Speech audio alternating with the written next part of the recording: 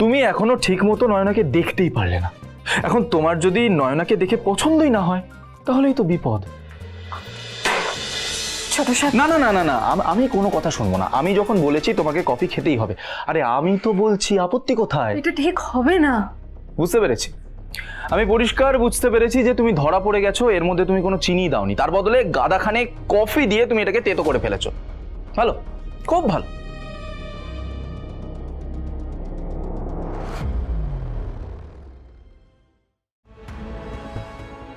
Coffee তো আপনার মনের মতোই আছে, তাহলে আপনি যে বললেন। দেখো, আমার যেটা মনে হয়েছে আমি সেটা বলেছি। এবার তোমার যদি ভালো লেগে থাকে তাহলে তুমি খাও। আমি? হ্যাঁ, তা নয় তো কি। ওই কফি আমি আর খাবো না। আর এমনিতেও ওটা এঁটো হয়ে গেছে, এবার আমি কি করে খাই বলো?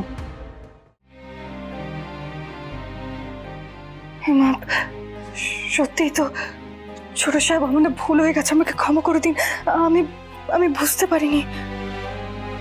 আমি যদি এই কফিটা খেয়ে নিই কুসুম, তাহলে তুমি আবার না খেয়ে থাকবে। কুসুম, কফিটা কিন্তু একদম নষ্ট করবে না, ওটা খেয়ে নেবে। খেয়ে নাও।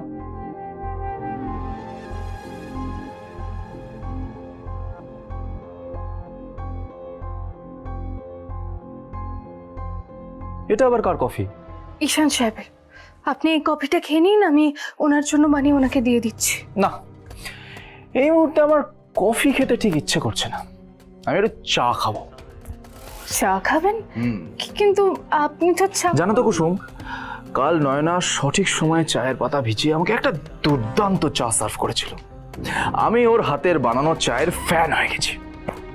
বেশ, আমি আপনার জন্য চা বানিয়ে নিয়ে আসছি। পারবে না, তুমি নয়নার মতো চা বানাতে কোনোভাবেই পারবে না। ও যা দুর্দান্ত চা আর কফি বানায় না, মানে আমি তোমাকে বলে বোঝাতে পারবো না। ও যদি আমার সাথে থাকতো তাহলে কি ভালোটাই না হতো। ও আমার কত খেয়াল রাখতো, কত যত্ন করতো। কুসুম, আসলে তুমি তো ওকে দেখোনি, তাই জন্য তুমি বুঝতে পারছো না যে ও কতটা সুন্দর।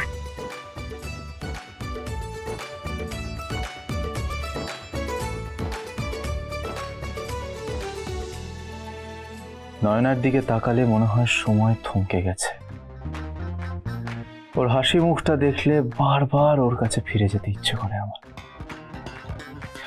ও যদি আমার আশেপাশে থাকে তাহলে আমার মনে হয় আমি খুব ভালো আছি, ভীষণ আনন্দে আছি। আমার চোখ দুটো তো সর্বত্র ওই চোখ দুটোকেই খুঁজে বেড়ায়। এতই যখন নয়না ম্যাডামের কথা মনে পড়ছে, তাহলে দেবী মাকে বলছেন না কেন? তোমার জন্যই তো বলতে পারছি না। কি? আমার জন্য? তোমার জন্য। দেখো, মা তোমাকে আমার জন্য যোগ্য জীবন সঙ্গিনী খোঁজার দায়িত্ব দিয়েছে, আর তুমি এখনো ঠিক মতো নয়নাকে দেখতেই পারলে না। এখন তোমার যদি নয়নাকে দেখে পছন্দই না হয় তাহলেই তো বিপদ। কুসুম, আমি শিওর নয়নাকে দেখে তোমার পছন্দ হবেই।